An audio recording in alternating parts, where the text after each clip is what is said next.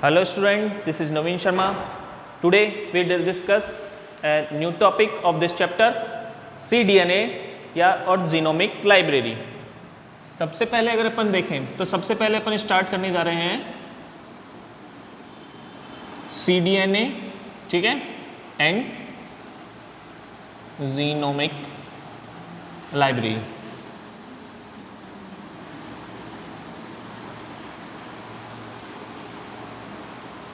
ठीक है, cDNA and genomic library. इसमें से हम सबसे पहले स्टार्ट करने जा रहे हैं cDNA।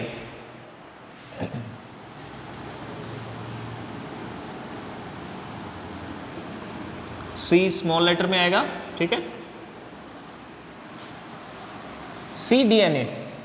cDNA होता क्या है? इसकी फुल फॉर्म है अपने कॉम्प्लीमेंट्री डीएनए। कॉम्प्लीमेंट्री डीएनए का मीन्स क्या होता है कि जब अपन देखें ये एक क्या है, कोई भी आरएनए है, कौन सा? Messenger RNA. इसको कौन सा है? mRNA। इसके अंदर जो भी सीक्वेंस है न्यूक्लियोटाइड्स के, उनका क्या होगा? इसकी जो सेकंड अपन अगर बनाए तो उसकी क्या होगी? कॉम्प्लीमेंट्री, ठीक है, क्योंकि mRNA क्या होता है? सिंगल स्ट्रैंडेड होता है, सिंगल स्ट्रैंडेड होता है। लेकिन अगर अपन इसकी कॉम्प्लीमेंट्री बनाते हैं, ठीक है, तो वो क्या बनाएगा? अपना कॉम्प्लीमेंट्री स्ट्रैंड होगा। और ये कॉम्प्लीमेंट्री स्ट्रैंड क्या कहलाएगा? आपका cDNA, ठीक है। इट मीन्स अब आप सोच रहे होगे कॉम्प्लीमेंट्री का मीन। कॉम्प्लीमेंट्री का एग्जाम्पल से समझते हैं कि जैसे अपने मान लो कि ये mRNA है, इसके अंदर क्या है? यहाँ पर A है, U है, G है, C है, ठीक है, यहाँ पर वापस A है। तो इसकी कॉम्प्लीमेंट्री का क्या होगा? अपोजिट एक दूसरे के क्या होंगे? कॉम्प्लीमेंट्री होंगे। तो यहाँ पर क्या बनेगा? एक स्ट्रैंड बनेगा, ठीक है। यहाँ पर क्या बनेगा? A का कॉम्प्लीमेंट्री क्या है आपके? T, ठीक है। U का क्या होगा? A, C का, ओ सॉरी G का C, C का G एंड T का A। तो ये क्या हो गई? इसकी एक कॉम्प्लीमेंट्री हो गई। और ये क्या कहलाएगा? आपका कॉम्प्लीमेंट्री डीएनए, ठीक है। अब यहाँ पर देखो अपन ने क्या लिया है, जो मेन चीज ली है वो ली है mRNA, ठीक है। ये ध्यान रखना है, अपन कॉम्प्लीमेंट्री डीएनए में क्या ले रहे हैं? जो मेन स्ट्रैंड ले रहे हैं वो ले रहे हैं mRNA का। mRNA की कॉम्प्लीमेंट्री बना रहे हैं, वो क्या कहलाएगी? आपके कॉम्प्लीमेंट्री डीएनए, ठीक है।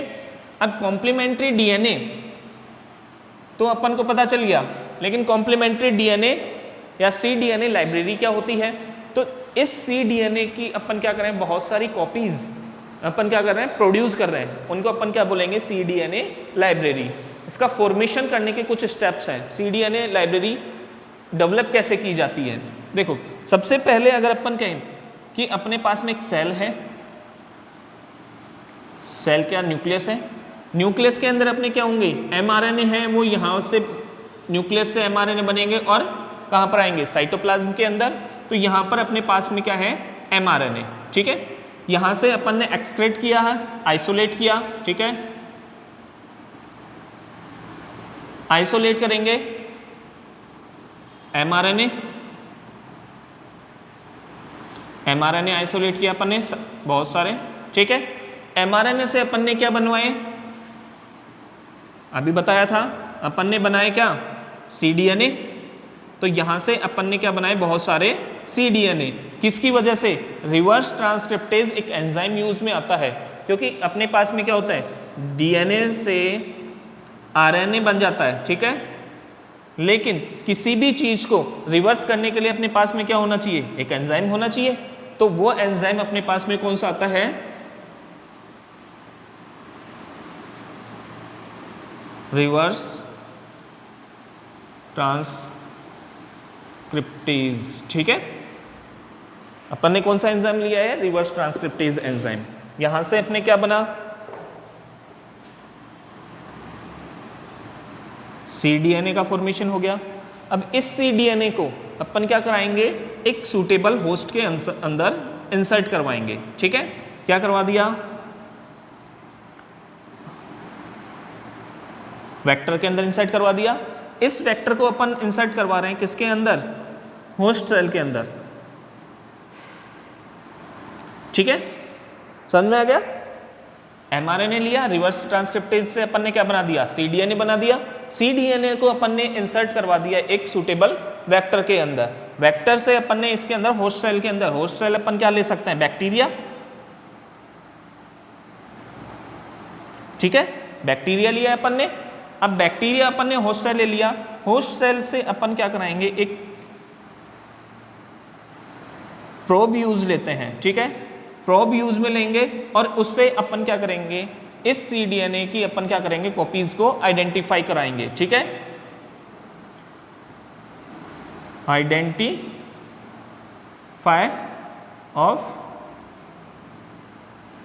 cDNA। ठीक है, अब अपन आइडेंटिफिकेशन कर लिया और अपने पास में बहुत सारी कॉपीज आ जाती है cDNA की। अब आप कहोगे कि सर ये प्रोब क्या वर्ड आ गया।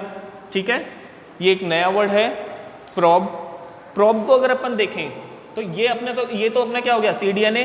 इसको मैं रफ कर रहा हूं ताकि आपको इजीली समझा सकूं। ठीक है, ये है आपका cDNA। अब आता है प्रोब, या फिर अपन बोलें इसको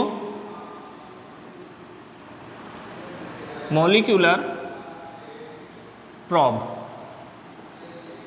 मॉलिक्यूलर प्रोब क्या होता है कि आपके DNA या RNA दोनों ही हो सकते हैं। ठीक है, DNA या फिर RNA, इनके क्या होते हैं, स्मॉल फ्रेगमेंट्स होते हैं, छोटे छोटे फ्रेगमेंट्स होंगे। ये फ्रेगमेंट्स अपने क्या होते हैं, आइडेंटिफाइड रहते हैं या फिर पहले से नॉन होते हैं। सीक्वेंस इनका, अगर ये अपने पास में पूरा DNA है, इसका छोटा सा फ्रेगमेंट अपने पास में अलग से है। ठीक है, इसके अंदर अपन को पता है कि जो इसकी सीक्वेंस है ये है, तो ये अपने पास में क्या होगा, ये कहलाएगा प्रोब। ठीक है, प्रोब वो आइडेंटिफाई या नॉन DNA फ्रेगमेंट्स होते हैं, किसके, DNA या फिर RNA के। ठीक है, समझ में आ गया।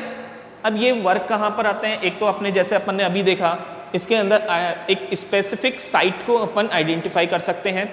ये अपनी क्या होगी, साइट होगी, इसकी कॉम्प्लीमेंट्री जहाँ पर होगी वहाँ पर ये प्रेजेंट होगा। तो अपन स्पेसिफिक साइट को क्या कर सकते हैं, आइडेंटिफाई कर सकते हैं प्रोब से। दूसरा, कोई भी पैटर्नल प्रॉब्लम आ रही है या फिर कोई भी क्रिमिनल केस को सॉल्व करना है, वहाँ पर भी प्रोब आता है कि अपन ने क्या किया कि एक पैटर्नल है, कोई भी बेबी है, उसके अंदर पैटर्नल प्रॉब्लम आ रही है कि किसका ये बच्चा है, किस पेरेंट्स का। तो वहाँ पर क्या करेंगे अपन, उस बेबी से DNA फ्रेगमेंट लेंगे, उनका अपने पास, अब उसको एज ए प्रोब की तरह यूज में लेंगे। ठीक है, अब प्रोब का होगा, जब अपन जानते हैं कि क्या होता है कि जो उसके अंदर DNA आएगा वो कहाँ से आएगा, उनके पेरेंट्स से आएगा।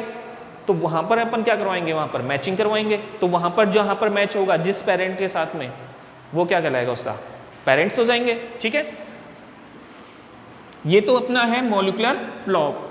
ठीक है, प्रोब हो गया। अब नेक्स्ट है अपनी जो है स्टेप है जीनोमिक लाइब्रेरी। ठीक है,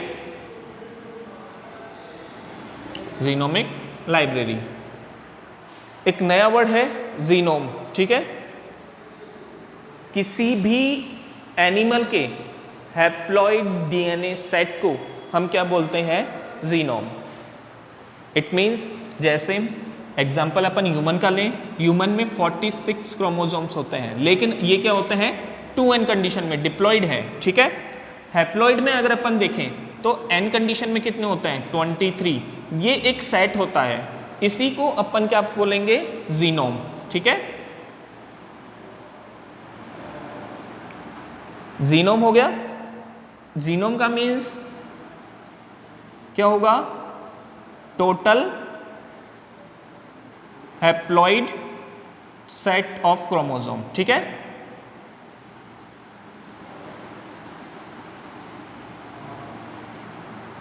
किसी भी एनिमल का, चाहे वहां पर क्रोमोसोम का सेट के अंदर क्रोमोसोम नंबर कितने भी हों, टोटल सिंगल हैप्लॉइड सेट क्या कहलाएगा, उसका जीनोम। अब जीनोमिक लाइब्रेरी का मीन क्या है कि किसी भी एनिमल की हम क्या करें, उसको आइडेंटिफाई करें, टोटल सेट ऑफ क्रोमोसोम का क्या करेंगे अपन, सीक्वेंस आइडेंटिफाई करेंगे कि भाई इसका ये सीक्वेंस है, ठीक है। उसके अंदर अपन क्या करते हैं, इसकी भी एक स्टेप्स होंगी, ठीक है। इसके अंदर अपन क्या करेंगे, कोई भी एनिमल है उसका अपन ने क्या किया, एक टिश्यू ले लिया, टिश्यू का कोई भी एक सेल लिया, ठीक है, क्योंकि हमारे पास में जो जीनोम है एक सेल के अंदर भी प्रेजेंट होगा।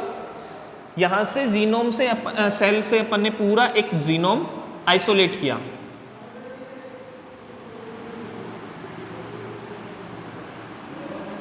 आइसोलेशन ऑफ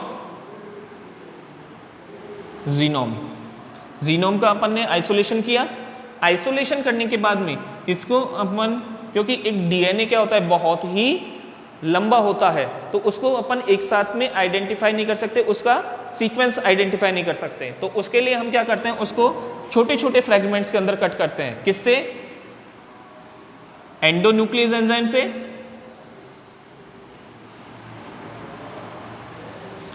इससे अपन ने क्या किया, एंडोन्यूक्लियस एंजाइम से कट किया अपन ने, ये इसके क्या होंगे, फ्रेगमेंट्स हो गए।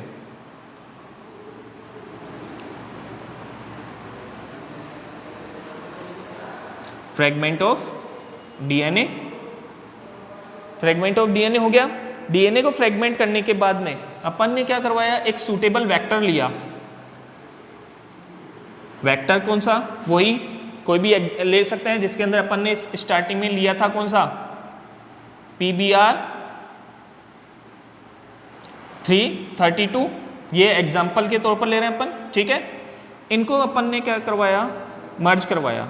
मर्ज करवाने के बाद में वेक्टर क्या था, सर्कुलर था। इसको वापस सर्कुलर करवाने के लिए अपन ने एक एंजाइम और लिया था, डीएनए लाइगेजेज, ठीक है। इससे अपन ने करवा दिया। अब अपने पास में क्या बन गया,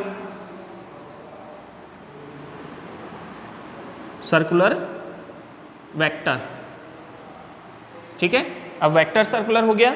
अब इसको अपन वापस इंसर्ट करवाएंगे किसके अंदर, अपने होस्ट सेल, होस्ट सेल के अंदर, चाहे वो बैक्टीरिया हो सकता है, इकोलाई हो सकता है, कुछ भी, ठीक है। होस्ट सेल के अंदर करवाने के बाद में अपन क्या करेंगे, इसके अंदर से सेपरेट करेंगे अपने डीएनए को, ठीक है। आइडेंटिफाई,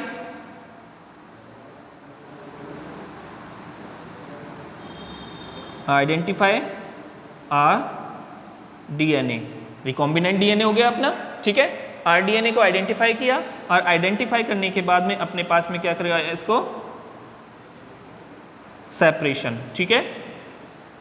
अब ये अपने पास में क्या हो गई, पूरी की पूरी जीनोम की लाइब्रेरी बन गई। इसको अपन क्या करेंगे, लाइब्रेरी के रूप में यूज में ले सकते हैं, ठीक है। फर्दर अपने पास में क्या होगा, इसका सीक्वेंस अपन को आइडेंटिफाई होगा। ये अपनी क्या थी, एक जीनोमिक लाइब्रेरी। देखो मोस्टली जितनी भी स्टेप्स हैं उन सब में एक ही चीज़ आ रही है, अपने मोस्टली फ्रेगमेंट्स आ रहे हैं, वेक्टर्स के अंदर इंसर्ट करवाया, सर्कुलर वेक्टर को अपन ने क्या करवाया, होस्ट सेल के अंदर इंसर्ट करवाया, और फिर वहाँ से आइडेंटिफाई करवाया। इन दोनों के अंदर सब कुछ सेम है, बस डिफरेंस क्या है आपको ये ध्यान होना चाहिए। इसके अंदर cDNA के अंदर अपन ने क्या लिया था, mRNA, ठीक है, mRNA लिया था, और जीनोमिक लाइब्रेरी के अंदर अपना टोटल जीनोम लिया था, ठीक है। बस ये डिफरेंस याद रखना है आपको, बाकी का टोटल स्टेप्स क्या होते हैं, मोस्टली सेम है, ठीक है। ये अपने क्या हुआ, यहाँ पर फिनिश है आज का। नेक्स्ट क्लास के अंदर हम आगे क्लास के अंदर अपन लेकर आने वाले हैं जो भी मेथड्स हैं जिसके अंदर अपन इनके अंदर यूज में लेते हैं, ठीक है। Thank you.